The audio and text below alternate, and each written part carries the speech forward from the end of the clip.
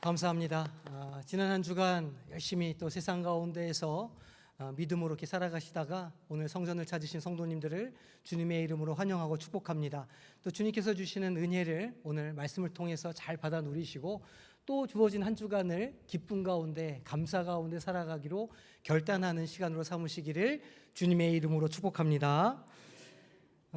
서울 마포구 양화진에 가면 그 외인들 선교사님들 모신 묘지가 있습니다. 한 젊은 여성의 선교사 묘비가 굉장히 인상적인데 이런 글귀가 새겨져 있습니다. If I had 1,000 lives to give Korea, should have them all. 나에게 만약 1,000개의 생명이 있더라도 그 모두를 조선에 바치겠다, 그런 의미입니다. 이 묘비의 주인공은 루비 캔드릭이라고 하는 젊은 어린 여자 선교사입니다. 그녀는 1907년 25세 나이에 미국에서 조선 땅으로 와 복음을 전할 마음을 먹게 되었습니다. 하지만 들어온 지 1년도 채 되지 않아서 급성 맹장염에 걸리게 되었고 곧 하나님의 품에 안기게 되었습니다. 죽음을 앞두고 그녀는 가족들에게 마지막 편지를 썼습니다. 이 편지는 일종의 러브레터라 할 수 있죠. 자신이 얼마나 조선을 사랑하는지를 기록했기 때문입니다. 만약 내가 줄 수 있는 1,000개의 생명이 있다면 그 모두를 하나도 빼지 않고 조선에 주겠습니다. 또 이런 유언도 남겼습니다. 내가 죽거든 텍사스의 청년들에게 10명, 20명, 아니 50명씩 조선으로 복음을 들고 오라고 전해 주십시오 라고도 썼죠. 어떤 마음이었길래 그 젊은 어린 청년이 어떤 마음으로 불타올랐기에 어떤 사랑으로 이런 헌신을 만들어냈을까요? 그녀는 무엇을 보았기에 자신의 생애를 사랑의 불꽃으로 태울 수 있었을까요? 이런 생각을 해보니까 문득 예수님께서 제자들에게 남기신 마지막 말씀이 떠올랐습니다. 오늘 본문의 말씀이죠. 부활하신 예수님께서 승천하시기 바로 직전에 제자들에게 주신 가르침과 축복의 말씀입니다. 오늘 우리가 함께 묵상할 본문의 말씀은 예수님의 마지막 지상의 말씀 그리고 제자들의 반응이 기록되어 있습니다. 루비 캔드릭 선교사의 헌신도 아마도 이 말씀 주님의 마지막 가르침에서 비롯된 것이 아닐까 생각해 보게 됩니다. 같은 성경을 읽고 또 같은 믿음을 가지고 같은 주님을 섬기는데 이 루비 캔드릭 선교사는 어떻게 그런 결심, 그런 열정을 가질 수 있었을까? 때로 우리는 하나님의 말씀을 이해하지 못할 때도 있고 또 깨닫지 못해서 답답함을 경험할 때도 있습니다. 신앙생활이 어디로 흘러가고 있는 것인지, 내가 어떤 것을 바라보며 살아가야 하는지 궁금할 때도 있습니다. 마치 길을 잃어버린 느낌을 받을 때도 있죠. 복음을 전해야 한다, 증인이 되어야 한다라고 하는 말씀을 들을 때 그것이 나의 삶과는 별 상관없는 이야기처럼 들릴 때도 있고 또 나처럼 부족한 사람이 그런 사명을 감당할 수 있을까 의심할 때도 있습니다. 예수님의 제자들도 처음부터 그렇게 믿음이 충만한 사람들이 아니었습니다. 그들도 우리처럼 머뭇거렸고 두려워했고 의심했고 방황하던 사람들이었습니다. 부활절 아침 빈 무덤 소식에 제자들은 혼란스러워했습니다. 엠마오로 도망치던 두 제자는 예수님의 죽음으로 희망을 잃고 슬픈 얼굴로 길을 가고 있었습니다. 부활하신 예수님이 나타나셨을 때에도 제자들은 혼비백산하며 영을 보는 줄로 착각했습니다. 이런 제자들의 모습은 오늘 우리의 모습과 다르지 않습니다. 우리 모두는 연약하고 하나님의 도우심이 없이는 진리를 바로 깨달아 알기 어려운 존재들입니다. 하지만 주님은 우리를 그냥 그렇게 내버려 두지 않으십니다. 연약한 우리를 만나주시고 말씀의 꼴을 먹여주시고는 다시 일으켜 세워주시죠. 제자들을 변화시키시고 루비 캔드릭 선교사에게 열정을 불어 넣어주셨던 것처럼 말입니다. 우리는 하나님이 쓰시는 러브레터의 수신자이며 그 고백을 받는 사람들입니다. 삶의 길목에서 갈 바를 알지 못하고 방황할 때 주님은 찾아오셔서 우리와 함께 하시며 굳은 마음을 열어주십니다. 성경을 읽을 때 비로소 그 내용이 나에게 쓰신 사랑의 이야기임을 깨닫게 됩니다. 주님께서 빛을 비춰주시면 그 사랑이 내게 전해진 것임을 비로소 알게 됩니다. 오늘 본문 말씀에서 부활하신 예수님은 그 사랑 이야기를 제자들에게 전해주고 계십니다.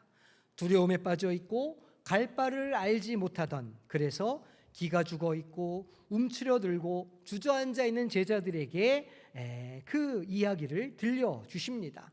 주님의 이 사랑의 고백에는 어떤 내용이 담겨 있을까요? 먼저는 사랑을 깨닫게 하시는 분이 주님이시라고 말씀하십니다. 부활하신 예수님이 제자들과 식사를 나누시는 장면을 성경은 이렇게 기록합니다. 이에 그들의 마음을 열어 성경을 깨닫게 하시고. 제자들은 예수님과 3년이라는 시간 동안 동고동락했지만 여전히 성경 말씀의 온전한 의미를 이해하지 못했습니다. 바로 옆에 주님이 계시지만, 그래서 주님을 보고 만질 수 있었지만 그 주님께서 자신을 얼마나 사랑하는지는 깨닫지 못하고 있었습니다. 그렇기 때문에 예수님께서는 직접 그들의 닫힌 마음을 열어주셨고 비로소 하나님의 사랑이 깨달아지도록 그들의 심령 가운데 은혜를 베풀어 주셨습니다. 사람의 지혜나 노력만으로는 이 성경 말씀을, 이 사랑의 고백을 이해할 수는 없습니다. 반드시 주님의 도움이 필요합니다. 우리에게 성령을 주신 이유가 이것을 깨닫게 해주시기 위함이라 말씀하십니다. 그러니 겸손한 마음으로 기도하며 성령의 조명을 구해야 합니다. 그렇게 하면 이 66권의 성경의 이야기가 바로 나를 위한 것임을, 나를 위해 쓰여진 것임을 깨닫게 되는 것이죠. 그럴 때 우리는 우리 안에 새로운 소망을 찾을 수 있고 다시 열정을 갖게 됩니다. 이 편지의 수신자가 바로 나이기 때문에, 나를 위해 쓰여진 것이기 때문에 하나님의 사랑이 내 안에 비로소 생명력을 갖게 됩니다. 이 편지의 수신자가, 이 편지의 주인공이 바로 나임을, 성도님임을 깨닫게 되는 복된 은혜가 있으시기를 주님의 이름으로 축복합니다. 두 번째, 주님께서 그렇게 깨달아 알아지게 하신 진리는 예수 그리스도를 통한 사랑의 역사, 곧 구원의 은혜입니다. 예수님께서 제자들의 마음을 여신 후에 가르쳐 주신 내용은 이 66권 성경 전체가 증언하는 복음의 핵심이었습니다. 예수님께서는 이 말씀의 중심에, 복음의 핵심에 성경에 이미 기록되어 있는 말씀이라 하십니다. 우리 46절 47절 말씀 함께 합독하겠습니다. 또 이르시되 이같이 그리스도가 고난을 받고 제3일에 죽은 자 가운데서 살아날 것과 또 그의 이름으로 죄사함을 받게 하는 회개가 예루살렘에서 시작하여 모든 족속에게 전파될 것이 기록되었으니. 아멘. 성경이 가리키는 바가 무엇이었을까요? 구약의 율법서와 선지서와 시편에 약속된 메시아의 고난과 부활, 그리고 그를 힘입은 회개와 용서의 복음, 이 사랑의 이야기가 온 세상, 온 열방을 위한 것임을 주님께서는 말씀해 주십니다. 한마디로 성경은 예수님의 십자가와 부활을 통해서 모든 사람들이 죄의 용서와 새 생명을 얻도록 하는 하나님의 사랑의 이야기라 우리에게 말씀해 주십니다. 우리가 성경을 읽을 때마다 결국 우리가 들어야 할 핵심은 예수 그리스도의 죽기까지 사랑하신 바로 복음입니다. 성경은 도덕적인 교훈이나 지식을 주는 책이 아닙니다. 죄로 죽을 수밖에 없었던 우리들을, 사랑에 메말라 하던 영혼을 구원하시고자 하는 하나님의 약속과 성취를 증언하는 책입니다. 그래서 우리는 성령의 조명 아래에 이 성경을 읽을 때에 하나님의 사랑을 깨달을 수 있고 나를 향한 하나님의 마음을 알게 되는 것이죠. 날마다 이 사랑을, 이 복음을 심령에 가득 채우시는 성도님이 되시기를 주님의 이름으로 축복합니다. 세 번째, 이 편지를 받는 사람들은 이제 모든 일의 증인이 되었고 편지를 전달하는 사람이 된다고 주님은 말씀하십니다. 분명히 선언하시죠. 너희는 이 모든 일의 증인이라. 제자들은 예수님의 생애와 가르침을 따라다니면서 목격한 사람들이었습니다. 무엇보다도 예수님의 십자가의 죽음과 부활의 현장을 직접 본 사람들입니다. 하나님께서는 그들을 증인으로 세우셔서 자기들이 보고 듣고 경험한 바를 세상에 증거하게 하셨습니다. 증인이라고 하는 사람들은 자신이 직접 경험한 것을 말하는 사람들입니다. 제자들은 예수님이 살아계심을 눈으로 보고 예수님의 평강의 인사를 귀로 들었으며 예수님의 못자국난 손과 발을 직접 만져본 사람들입니다. 그래서 주님이 나를 얼마나 사랑하시는지를 보고 듣고 경험한 사람들입니다. 그렇기 때문에 그들의 증언은 생생하고 또 담대할 수밖에 없었습니다. 예수님은 바로 그들에게 세상 모든 민족에게 사랑을 전할 사명을 주셨습니다. 물론 그 편지를 받은 사람들 가운데 우리들도 포함되어 있습니다. 예수님 당시 11제자만 증인이 된 것은 아닙니다. 훗날 복음을 들고 예수를 믿게 된 모든 세대의 제자들 역시도 이 복음의 증인으로 초청을 받았습니다. 사도행전 1장 8절 말씀을 보니까 오직 성령이 너희에게 임하시면 너희가 권능을 받고 예루살렘과 온 유대와 사마리아 땅 끝까지 이르러 내 증인이 될 것이라고 주님은 말씀하십니다. 초기 제자들의 증언을 통해서 우리에게까지 복음이 전해졌고 이제는 그 바톤을 우리가 이어받았다는 말씀입니다. 우리는 직접 예수님의 부활의 현장을 보지는 못했지만 말씀과 성령을 통해서 그 부활하신 예수님 오신 성령을 인격적으로 만난 체험을 가진 사람들입니다. 죄사함의 기쁨을 경험했고 그래서 하나님이 나를 얼마나 사랑하시는가를 우리는 경험했습니다. 주님은 오늘 우리 각자를 부르셔서 너희도 이 모든 일의 증인이라고 말씀해 주십니다. 예수님의 고난과 부활, 그리고 제자들에게 복음을 전하라고 맡기신 사명, 그리고 오늘날까지 이어져 온 구원의 역사는 우연한 사건들의 연속이 아닙니다. 그 이면에는 일관된 하나님의 사랑의 계획이 흐르고 있습니다. 한마디로 하나님께서 우리를 얼마나 사랑하시는지를 보여주는 사랑의 편지가 계속해서 이어져 오고 있습니다. 아버지 하나님은 죄로 멸망할 수밖에 없는 우리를 포기하지 않으시고 자기 아들을 보내주셔서 희생시키기까지 우리를 사랑하셨습니다. 예수님의 십자가에서 하나님의 사랑이 절정으로 드러났고 부활을 통해서 그 사랑의 승리가 선포되었습니다.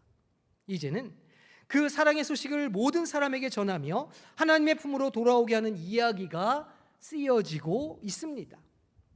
성경의 시작부터 끝까지 흐르는 주제는 하나님이 우리를 사랑하신다는 것입니다. 우리가 복음을 전하는 일은 단순히 교인 숫자를 늘리는 일이 아닙니다. 이것은 내가 받은 사랑, 내가 경험한 은혜, 내 안에 계시는 성령 하나님을 간증하고 나의 이야기를 세상과 나누는 일입니다. 하나님은 우리 각 사람을 사랑하시기에 한 영혼이라도 더 구원받기를 간절히 원하십니다. 우리가 증인이 되어 전하는 복음은 곧 하나님이 나를 그리고 우리를 이렇게 사랑하신다고 하는 러브스토리를 전하는 편지인 셈입니다. 그러므로 우리는 이 러브레터의 수신자일 뿐만이 아니라 동시에 전달자라는 사실을 기억해야 합니다.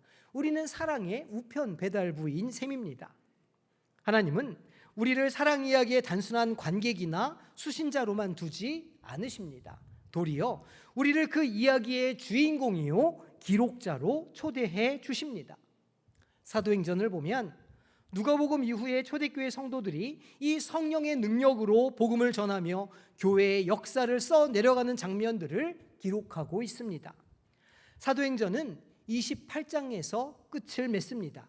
하지만 신학자들은 사도행전 29장이 지금도 계속 쓰여지고 있다고 말합니다.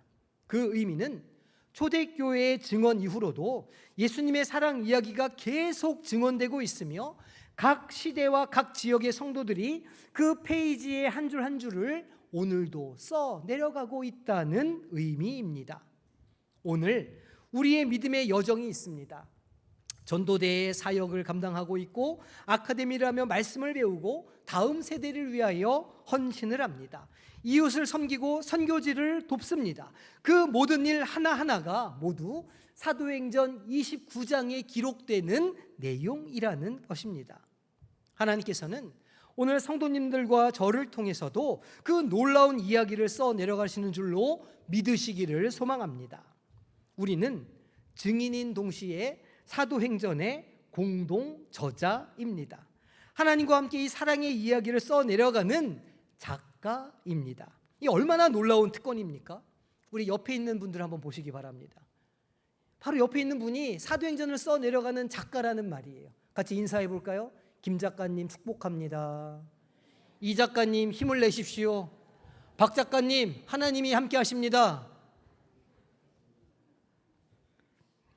이 사랑의 이야기는 오늘 우리 손에 있고 우리 손에 들려진 이 펜대를 이용해서 계속해서 써져 가게 됩니다. 그러니 주님께서는 우리에게 이 사명을 증거 주시면서 한 가지 당부를 하시는 것입니다. 우리 49절 말씀 한 목소리로 읽겠습니다. 볼지어다 내가 내 아버지께서 약속하신 것을 너희에게 보내리니 너희는 위로부터 능력으로 입혀질 때까지 이 성에 머물라 하시니라. 아멘. 지금 여기 이 말씀에서 아버지의 약속하신 것이 무엇일까요? 곧 성령을 말하는 것입니다. 예수님은 제자들이 성령의 능력을 받기 전에는 섣불리 사역을 시작하지 말라고 말씀하십니다. 이것은 우리의 힘과 지혜만으로는 결코 증인의 삶을 살 수 없다는 말입니다. 우리가 가진 우리의 능력으로는, 우리의 지혜만으로는 하나님의 일을 감당할 수도, 하나님의 역사를 경험할 수도 없다는 말입니다. 반드시 위로부터 오는 능력, 성령의 권능을 덧입어야 합니다. 잘 아시는 것처럼 제자들은 오순절 성령 강림을 체험한 후에 거리로 나아가 담대하게 복음을 선포했습니다. 성령 충만 이전의 제자들이 다소 두려워하고 눈치를 봤다면 성령 충만 이후에는 목숨을 아끼지 않는 담대한 증인으로 살아가게 되었습니다. 마찬가지로 오늘 우리에게도 성령의 도우심이 없이는 하나님의 일을 감당할 수가 없습니다. 만약 성령의 일하심이 없이 우리가 그 일을 감당한다면 우리는 반드시 지칠 것이고 실망하고 낙담하게 됩니다. 하지만 여기에 기쁜 소식이 있습니다. 예수님께서 약속하신 성령님이 이미 우리 안에 내주하신다는 사실입니다. 우리가 날마다 우리 안에 계신 성령님을 의지하며 기도할 때에 성령께서 우리의 연약함을 도우시고 필요한 능력과 지혜와 사랑을 부어주실 줄로 믿으시기를 소망합니다. 그럴 때 비로소 우리는 두려움을 떨치고 담대하게 이 사랑의 이야기를 써 내려갈 수 있게 됩니다. 주님께서 승천하시고 부재를 경험한 제자들은 놀라운 반응을 보입니다. 이제 예수님이 안 계시기 때문에 두려워하고 기가 죽고 슬퍼할 만한데 전혀 그렇지 않습니다. 그들이 그에게 경배하고 큰 기쁨으로 예루살렘에 돌아갔다. 오늘 말씀은 기록합니다. 날마다 하나님을 찬양하며 지냈다고 증언합니다. 참으로 놀라운 장면 아닙니까? 사랑하던 자신들의 스승이, 자신들에게 능력을 주던 스승이 이제 하늘로 올라가서 그들만 남겨졌는데 부재를 경험하고 있는데 그들은 도리어 슬픔에 잠긴 것이 아니라 기쁨으로 가득했다. 성경이 기록합니다. 왜 그렇습니까? 이제 자신들이 무엇을 해야 하는지 분명하게 깨달았기 때문입니다. 그들의 인생의 목표가 생겼기 때문입니다. 그리고 그들을 도우시는 성령님이 계신다고 하는 믿음이 그들 가운데 생겼기 때문입니다. 우리도 마찬가지입니다. 주일 예배를 드리고 은혜를 받았다면 각자 삶의 자리로 돌아가야 합니다. 예배당 문을 나서서 현실의 자리, 삶의 자리로 돌아가게 됩니다. 하지만 그냥 돌아가지 않습니다. 우리는 주님께서 주신 기쁨과 감사를 가지고 돌아갑니다. 주님을 만난 기쁨, 사명을 받은 설렘을 가지고 삶의 현장에 담대하게 서시기를 소망합니다. 그리고 우리 일상 속에서 계속해서 하나님을 예배하며 찬송하시기를 바랍니다. 어떻게 그럴 수 있습니까? 여전히 고난의 자리요, 여전히 막막함의 자리요, 여전히 절망의 자리일 수 있지만, 그러나 성령과 함께 성령의 권능을 품고서 우리는 그런 삶을 살아갈 수 있습니다. 주님께서 약속하신 성령의 능력이 우리 일상 가운데 임하고 우리가 있는 그 자리에서 사랑의 이야기를 쓰는 주인공으로 살아가시기를 주님의 이름으로 축복합니다. 아마도 과연 나는 이 사랑의 이야기의 증인으로 살고 있는가, 이런 질문을 하실 수 있습니다. 나는 성경을 잘 알지도 못하고 말주변도 없는데 내가 어떻게 증인이 될 수 있을까? 내가 교회를 다닌 지 얼마 되지도 않았는데 과연 그런 삶을 살 수 있을까? 걱정하실 수도 있습니다. 하지만 중요한 것은 내가 성경에 대한 지식을 얼마나 많이 알고 있고 교회를 얼마나 오래 다녔는가가 문제가 아닙니다. 내가 오늘 내 안에 거하신 성령님을 경험하고 있는가, 그 성령님을 만났는가가 핵심입니다. 우리 모두는 이미 예수님을 경험하고 하나님의 사랑을 경험한 산 증인이심을 믿으시기를 소망합니다. 대단한 간증을 말씀드리는 게 아닙니다. 오늘 이 자리에 나와 하나님을 찬양하고 하나님을 예배하는 것 자체가 이미 살아계신 예수님의 증거가 아니겠습니까? 우리가 한 주간 세상에서 고생하고 때로는 교회에 나올 형편이 아니지만 믿음을 가지고 성전을 찾은 것이야말로 하나님이 일하심이요 성령님의 인도하심인 줄로 믿으시기를 소망합니다. 그러니 우리를 인도하신 성령님을 의지하며 기도할 수 있습니다. 성령님, 제가 한 주간 세상에서 살아갈 때에 저에게 용기를 주시기를 바랍니다. 세상에서 내가 이것을 간증하기를 원할 때에 제 입술을 열어주시고 권세를 덧입혀 주시옵소서. 그리하여 복음을 증거하며 하나님의 일하심을 간증할 때에 생명 구원의 역사가 일어나게 하여 주시고 우리의 삶에 하나님의 나라가 확장되는 역사가 있게 하여 주시옵소서. 이렇게 기도하면 하나님께서 그대로 역사하여 주시고 일하여 주실 줄로 믿으시기를 소망합니다. 우리 영도는 섬 아닙니까? 바다 한가운데 있습니다. 그러나 우리 믿는 자들은 성령의 바다 가운데 살아가는 사람들인 줄로 믿습니다. 이번 한 주간 성도님들의 삶을 성령님의 바다에 던져 보시기를 바랍니다. 주님께서 붙잡아 주시고 주님께서 넘치도록 부어주신 은혜가 우리 성도님들의 삶에 충만하게 될 줄로 믿습니다. 우리 루비 캔드릭 선교사를 다시 한번 생각해 봅니다. 그녀는 자신의 목숨을 아끼지 않고 조선을 사랑했습니다. 뭐라고 썼냐면, 저는 이 땅에 저의 심장을 묻겠습니다 라고 편지했습니다. 그런데 그녀의 열정은 단순한 그녀 안에서 흘러나오는 그런 사랑이나 애국심이 아니었습니다. 그녀 자신은 이렇게 밝힙니다. 이것은 조선에 대한 제 열정이 아니라 하나님께서 가지시는 조선에 대한 열정입니다. 무슨 말입니까?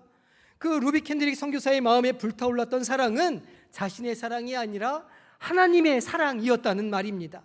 하나님께서 이 조선의 사람들을 얼마나 사랑하시는가, 하나님께서 이들에게 얼마나 복음을 전해주고 싶으신가, 그것을 그녀가 보았고 그 마음에 동감했기에, 그리고 성령의 능력을 부어주셨기에 그녀는 자신의 목숨을 아끼지 않고 증인의 삶을 살 수 있었습니다. 그녀의 편지를 받은 텍사스의 20명의 청년들이 선교를 결단하고 한국으로 들어왔다고 하죠. 사랑의 이야기는 한 사람의 헌신으로 끝나지 않습니다. 반드시 사랑의 헌신은 더 큰 사랑의 이야기로 이어지게 됩니다. 이것이 사랑의 특징이죠. 사랑의 능력입니다. 우리 캔드릭 선교사의 삶은 아주 짧았지만 그녀를 통해 시작된 하나님의 사랑 이야기는 수많은 사람들에게 복음을 심어 주었습니다. 결코 짧지 않은 증인의 족적을 남겼다는 것이죠. 어쩌면 우리가 바로 그 열매요, 그 DNA를 받은 이들 아니겠습니까? 130여 년 전 조선 땅이 뿌려진 작은 복음의 씨앗이 자라나 오늘 한국 교회의 역사와 우리의 신앙을 만들어 냈습니다. 얼마나 감사한 일입니까? 이제 우리 차례입니다.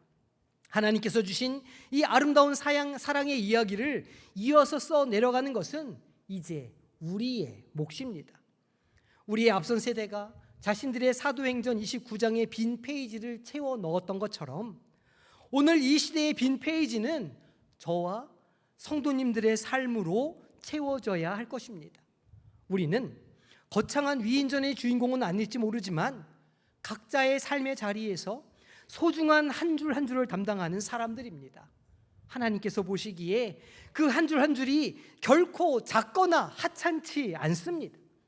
사랑하는 성도 여러분, 오늘 예배를 마치고 삶의 초소로 돌아갈 때 제자들처럼 기쁨으로 돌아가시기를 바랍니다. 그리고 다짐해 보십시오. 주님, 저에게 전해주신 러브레터, 저도 그 사랑을 알지 못하는 이들에게 전해 주겠습니다.